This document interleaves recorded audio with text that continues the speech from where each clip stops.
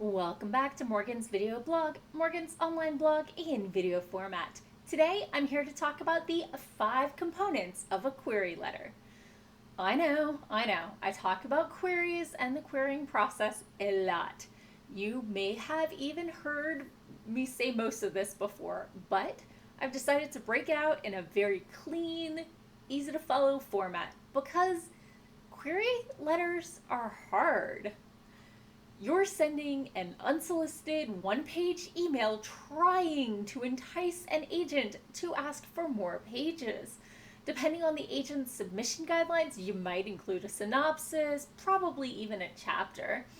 But you're sending out your hopes, your dreams, and the culmination of months to years of work while hoping to avoid rejection.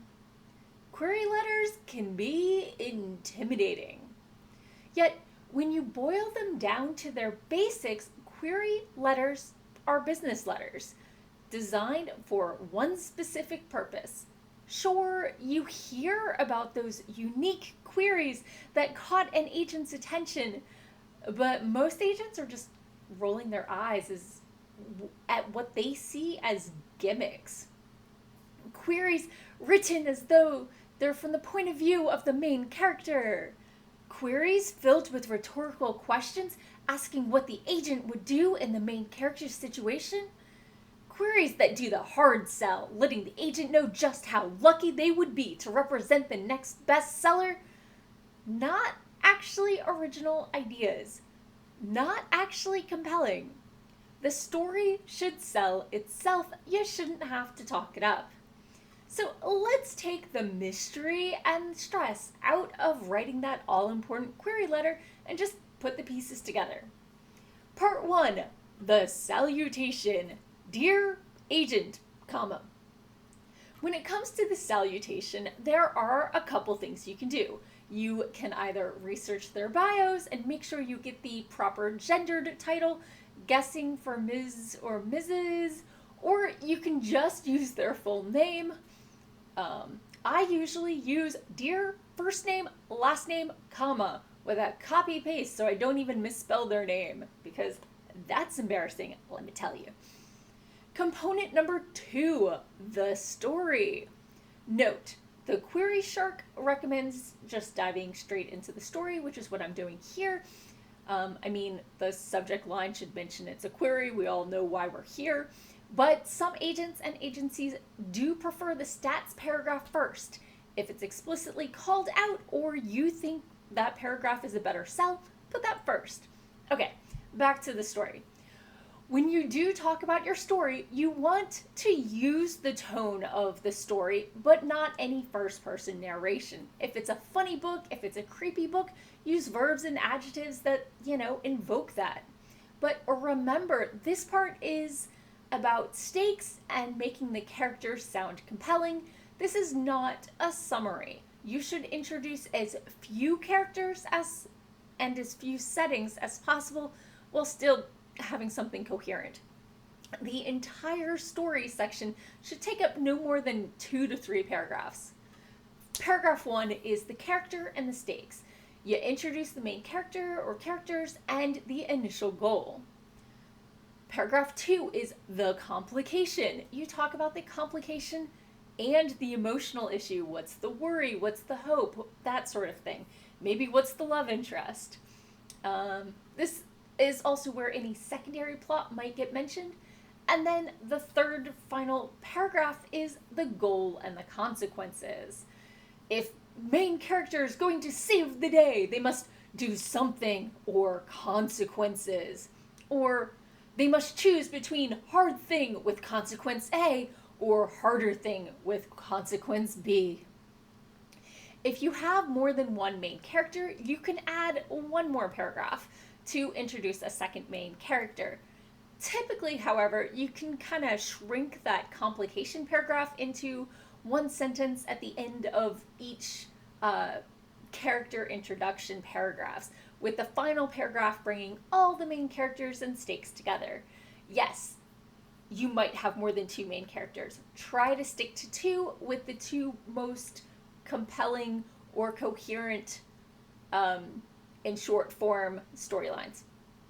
So, component 3, the stats, the statistics.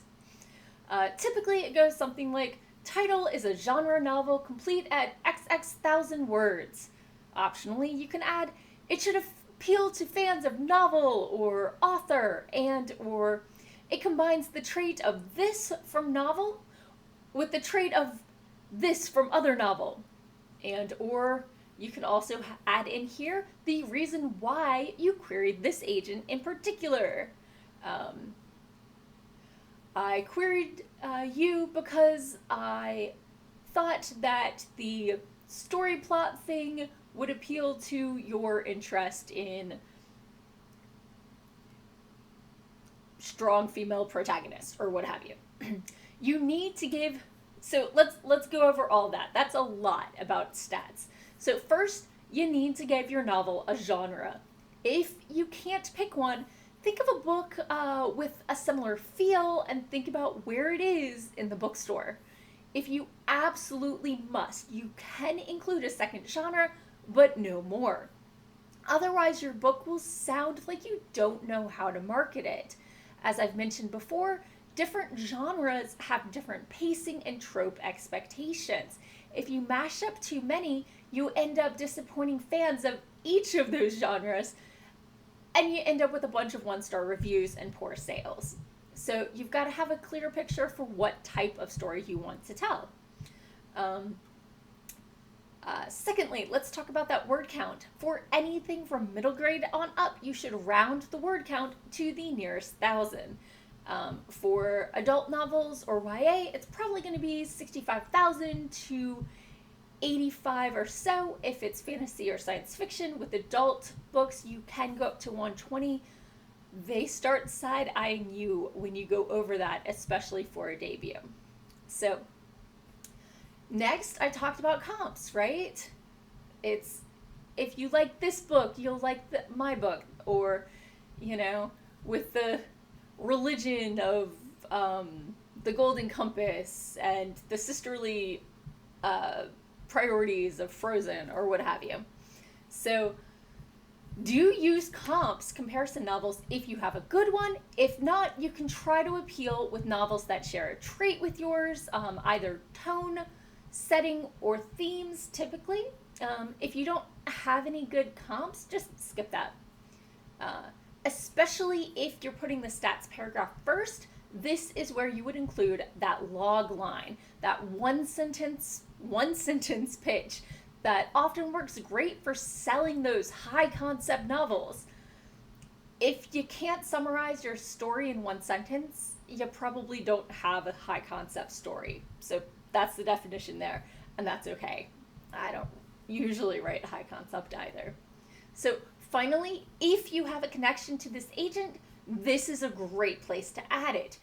If your only connection is that they're looking for things in your genre or with a particular theme, I feel it feels super pandering to say, I'm querying you because I thought my theme from your bio would appeal to you. I mean, it's kind of obvious.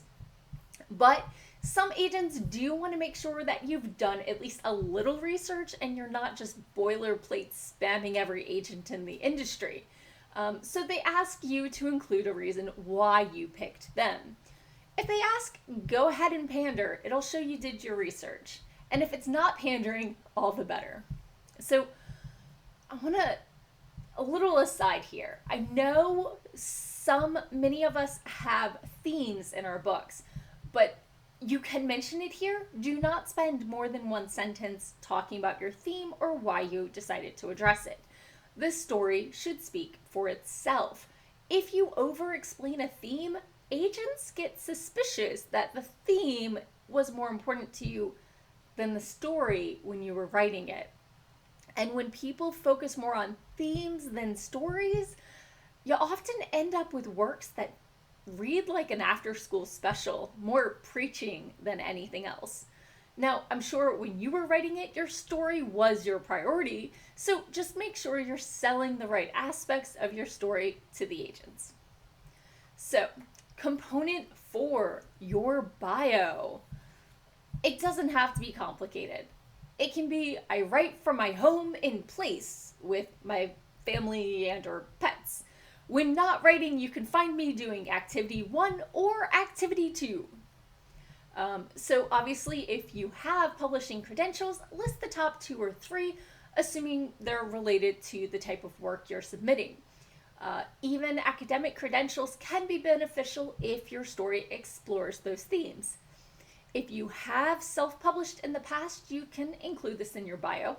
But if the stories didn't sell very well, it might not actually help your credentials at all. Do note, you should not be querying any novel that has been previously self-published. If you have a degree related to writing or some major plot point, include it. In any case, keep this part short and sweet, at least for fiction. You're trying to sell your story, not yourself, and your credentials aren't really as important as they seem.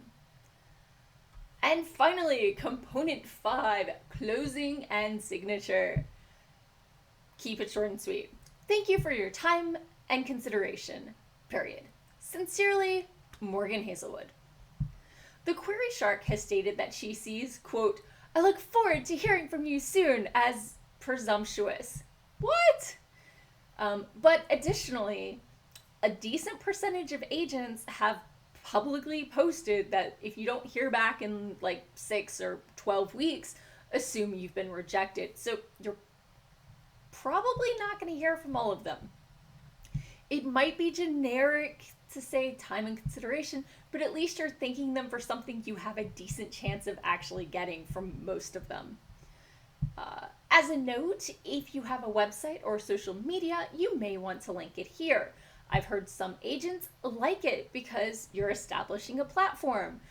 I've heard some agents find it presumptuous and eye-rolling. They have so many differing views,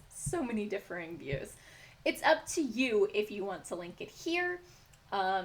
Luckily, these days, many agents are using submission forms with spots to put these links if they're personally interested, and that helps remove the question. And that's it. Hopefully, this has helped demystify the query letter writing process. Have you queried a novel before? How did it go? Is there anything that you did differently? Let me know in the comments below if I got anything wrong. Thanks for watching, and tune in again next week for more writing tips and writerly musings. Bye-bye.